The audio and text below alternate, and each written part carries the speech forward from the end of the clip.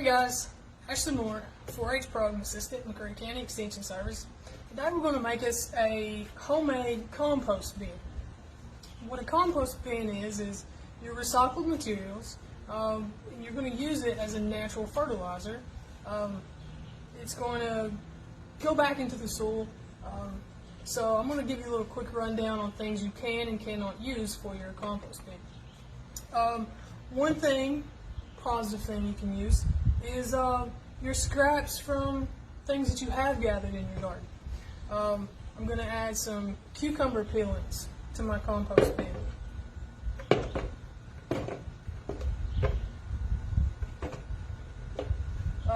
Another good thing is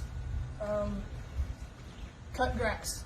If you've mowed your grass and you got some piles of it, just get some of that, put that down in your compost bin.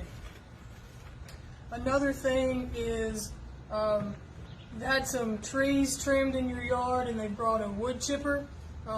Use those. We're going to put those back into our compost bin. Alright. Also, compost is going to, once you put it back into your ground, if you add the cut up newspaper, chopped up newspapers or scrap paper, let's put some of that in there. That's going to help hold water retention. Also, it's going to keep you from having to water as much.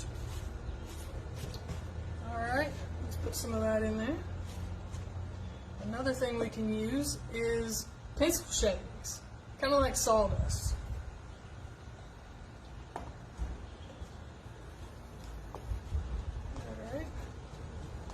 Alright, you've trimmed your hedges.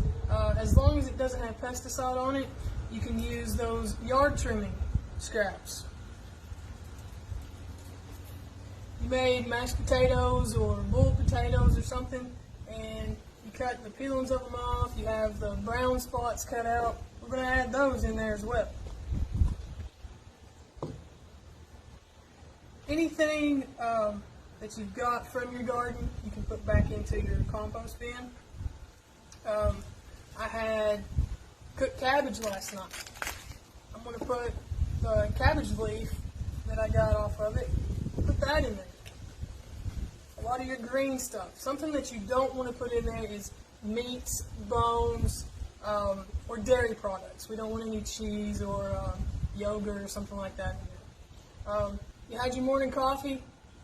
You add your coffee grounds and the coffee filter will it'll disintegrate too. So we're going to put our coffee filter and our coffee grounds into our compost bin. Okay, you had scrambled eggs for breakfast. Grab your eggshells, crunch them up. We're going to put our eggshells back in there too. Okay. Got some more garden scraps. My pepper, I forgot this guy. He's turned a little bit yellow. I'm going to put him in there. I let my onion get soggy on me. I'm going to put her in there. And I've got some, clean my barn stalls out. I've got some manure here. I'm going to put that in there.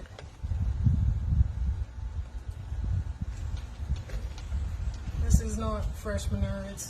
It's dried up. Been sitting there in the pile for a while.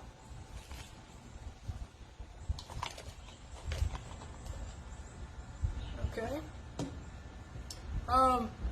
Once you get everything in there, you can pour some water in there. That's just going to kind of help compact it and let it cycle through. And what's happening here? My jug's leaking. Why is my jug leaking? Jug is leaking because I put holes all in it. That way you get air filtering through there, and whatever juices do accumulate within your material that you put in there, that's going to drain out as well and let everything compost down. I've even put holes in my lid, around the sides, and in the bottom. Okay, after you put your scraps in there, your newspaper, your sawdust and stuff, every once in a while let's give it a good shake. Just kind of toss it around a little bit. Okay guys, let this sit out in the sun and decompose, and you've got yourself a homemade compost pile. Put this back into your garden, put it around your flower beds, and you're going to see a difference. Hope you guys enjoyed this little activity. Make sure you like, share, and comment. Prairie County Extension Service. Thanks, guys.